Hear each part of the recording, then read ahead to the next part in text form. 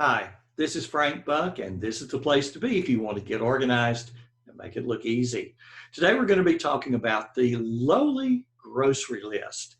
I want you to imagine for a moment that you're at home. You've just sat down to prepare the perfectly grilled hamburger, and as you add the pickles, ketchup, mustard, and onions, you notice something. We're almost out of ketchup, you think. So, how do you handle the common task of replenishing the ketchup supply? Well, there are three possibilities that come to my mind anyway. First, you could use the common time management practice called I do it when I think about it. So you could get up from the table, hop in the car, and drive to the grocery store to get ketchup. Well, it's not the most efficient method, especially when you get home and realize that, well, you're almost out of pickles. So is that another trip back to the grocery store really quickly? You see, I do it when I think about it as a recipe for things falling through the cracks all over the place. However, you have a second option. I can just remember that. Next time I go to the grocery store, I'll get ketchup and pickles. Well, that's easy enough. Anybody can remember that, you think.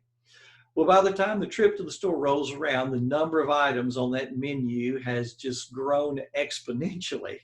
So up and down the aisles, you push the cart, trying to remember what it was that you were there to buy. The trip results in its share of impulse buys. Emptying the final bag back home, you realize, I forgot the ketchup. I do it when I think about it, doesn't work. I can remember that, doesn't work. So if those don't work, what does? Well, it's on the refrigerator door. When you realize you need ketchup, you walk over to that lowly grocery list. Typically, it's pinned by a magnet to the refrigerator door, and as soon as you write ketchup on that list, you earn the right to forget about ketchup. Over the next few days, you and other family members add to the list. You don't give those items another thought, right? That lowly list on the refrigerator door is doing the remembering for you. And when mom decides to bake a cake, she doesn't write cake on the grocery list. She thinks in terms of all the items that go into the cake. So she adds to the grocery list eggs, sugar, flour, butter, milk. While she envisions the outcome, a delicious cake, she's focused on the steps that will get her there.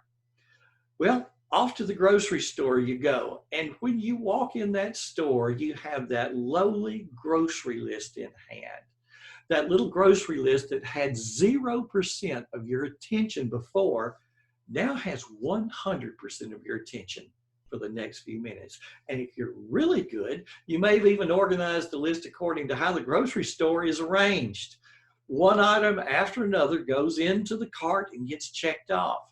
And with a plan in hand for what to buy, we're less attracted to those strategically located impulse buys. If only we handled the rest of our lives the way that we handle the grocery list.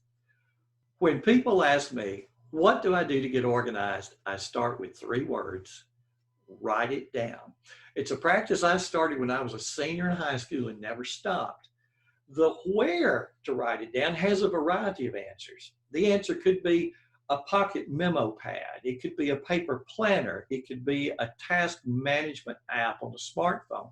I particularly like voice input into that digital task manager. Whatever your choice, the idea is that you trap those thoughts in your system. The system never forgets. Then you organize what you trapped. The grocery store may start out as a list that's in order according to when the items were added to the list. But then the trip to the store will go so much faster if the list is organized according to the layout of the store. As you push the cart down aisle 4, having all of the aisle 4 items listed together keeps you from backtracking. The trip to the store, the doing part, is faster and easier if you've done something like that. So if you haven't done so lately, sit down and just start making a list of what you need to do, whether it's now or whether it's in the future. Break down the big projects into small steps, just as we thought about the ingredients that we need to buy in order for the cake to taste good. Put some order to that list. What's going to be done today? What's tomorrow? What's this weekend going to look like? And then in the evening, hammer out tomorrow. Do some rearranging and plan out a list for tomorrow of the things that's going to make tomorrow a successful day. That way your day starts with a plan in mind, and when you have a plan, you're less distracted and it's easier to keep on track. The interruptions are easier to deflect. Life doesn't have to be as hard as we sometimes make it. If only we could plan our days as easily as we make our grocery list. Now, earlier I said that I'd be asking you for a favor. I'm up for the Global Gurus Top 30 again this year in the area of time management, and part of the selection is done by popular vote. So would you take a couple of seconds to go and vote for me? The URL is globalgurus.org/time dash management. globalgurus.org/time dash management. That's all in lowercase. I'll also put that link in the show notes. You'll be asked to log in with either Facebook or Google or LinkedIn. That's simply to ensure that people only vote once. Hey, if you like this video, how about giving it a thumbs up and subscribe to the channel, and check out these other 2 videos and have a look at the others that are on this channel. Thanks for stopping by. This has been Frank Buck, helping you get organized and make it look easy.